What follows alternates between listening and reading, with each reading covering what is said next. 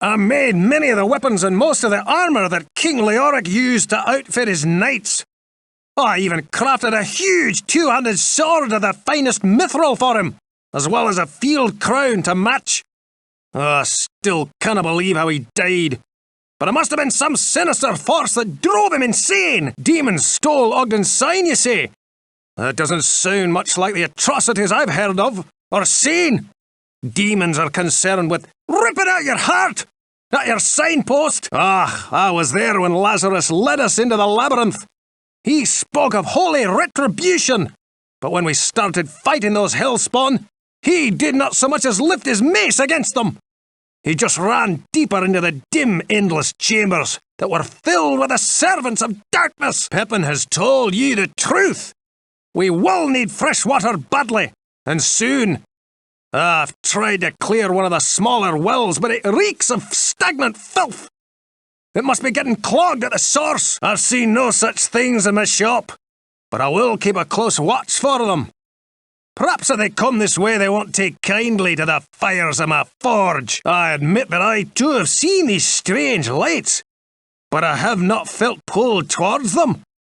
I'll be sure to steer clear of them, and will tell everyone that visits here to do likewise. No, nothing of this place. But you may try asking Cain. He talks about many things, and we're not surprised maybe he had some answers to your question. A bold tale indeed. My limited time beneath the cathedral leaves me poorly equipped to offer you any help with this. But, as always, you'll find Cain well versed in legends and folklore. The blade Azurath. It's legend!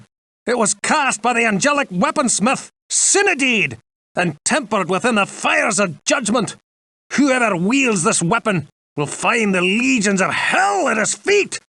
If you found this blade, I would begin to truly believe that you could end the nightmare that has befallen our town. I saw what Farnham calls the Butcher, as it swathed a path through the bodies of my friends.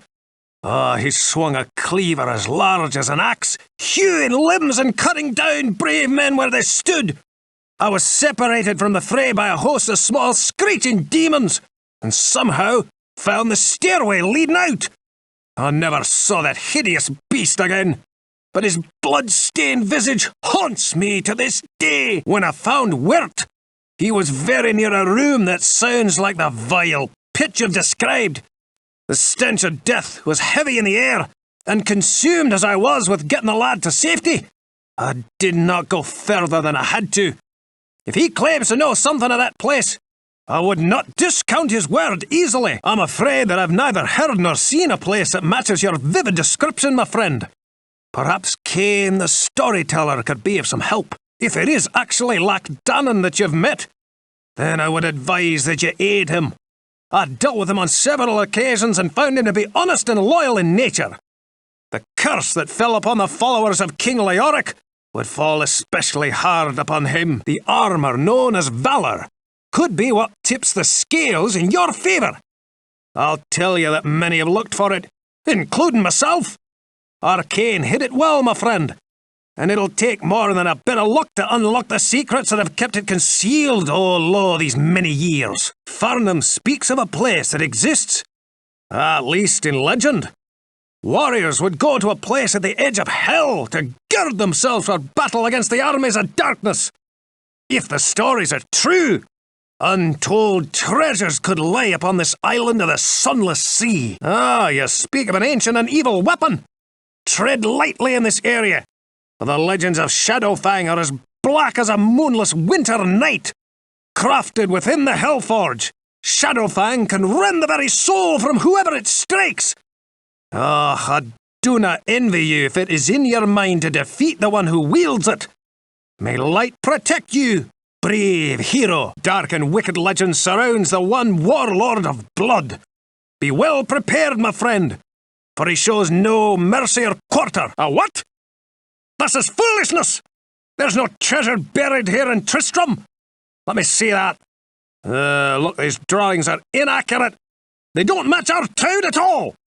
I'd keep my mind on what lies below the cathedral, and not what lies below our topsoil. If Adria doesn't have one of these, you can bet that's a rare thing indeed.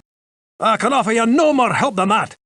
But it sounds like a huge, gargantuan, swollen, bloated mushroom. Well, good hunting, I suppose. I've never seen a map of this sort before. Where'd you get it? Although I have no idea how to read this, Cain or Adrian may be able to provide the answers that you seek. Greetings! It's always a pleasure to see one of my best customers. I know that you've been venturing deeper into the labyrinth, and there's a story I was told that you may find worth the time to listen to. One of the men who returned from the labyrinth told me about a mystic anvil that he came across during his escape. His description reminded me of legends I had heard in my youth about the burning Hellforge, where powerful weapons of magic are crafted. The legend had it that deep within the Hellforge rested the Anvil of Fury. This anvil contained within it the very essence of the demonic underworld. It is said that any weapon crafted upon the burning anvil is imbued with great power.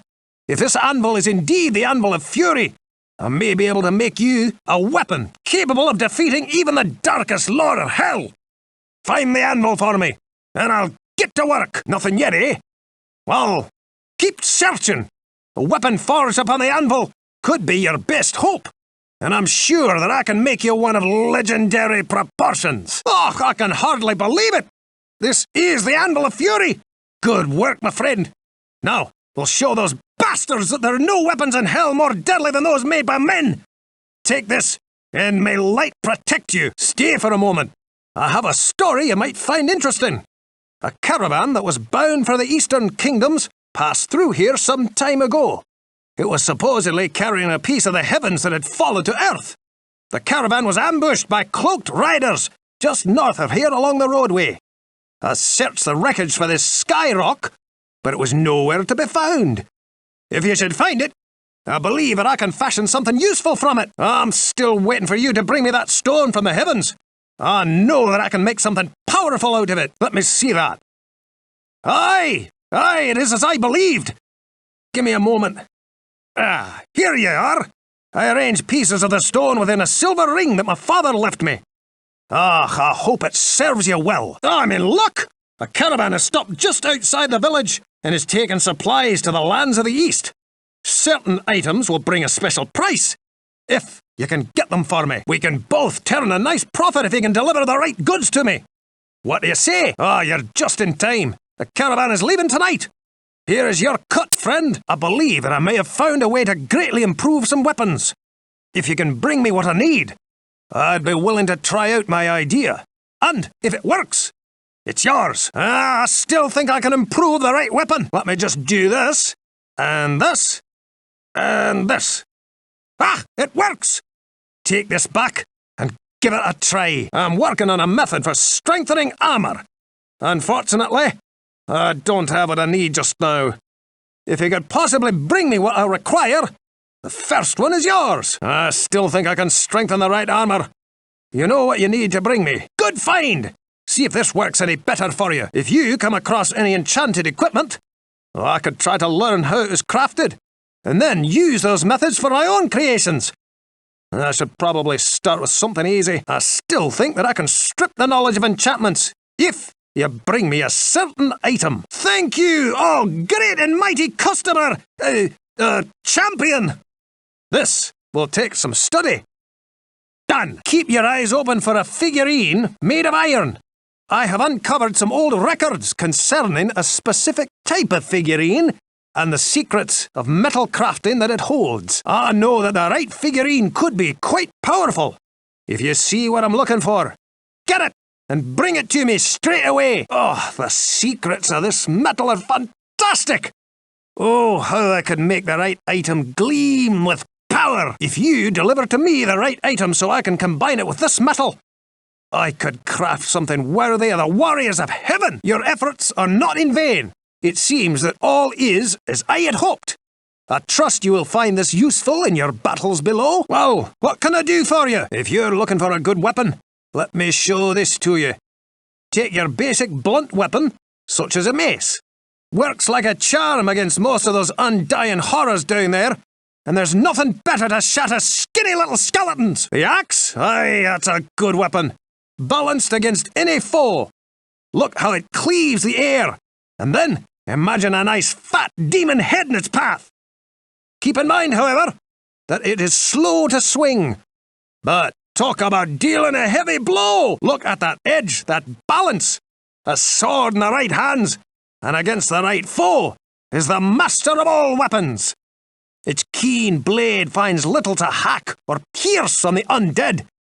But against a living, breathing enemy, a sword will better slice their flesh. Your weapons and armour will show the signs of your struggles against the darkness. If you bring them to me, with a bit of work and a hot forge, I can restore them to top fighting form, while I have to practically smuggle in the metals and tools I need from caravans that skirt the edges of our damned town. That witch Adria always seems to get whatever she needs.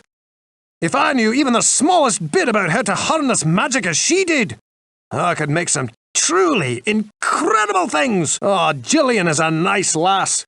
Shame that her Gamma is in such poor health, or I would arrange to get both of them out of here on one of the trading caravans. Oh, sometimes I think that Cain talks too much, but I guess that's his calling in life. If I could bend steel as well as he can bend your ear, I could make a suit of court plate good enough for an emperor. I was with Farnham that night that Lazarus led us into the labyrinth. I never saw the Archbishop again, and I may not have survived if Farnham was not at my side.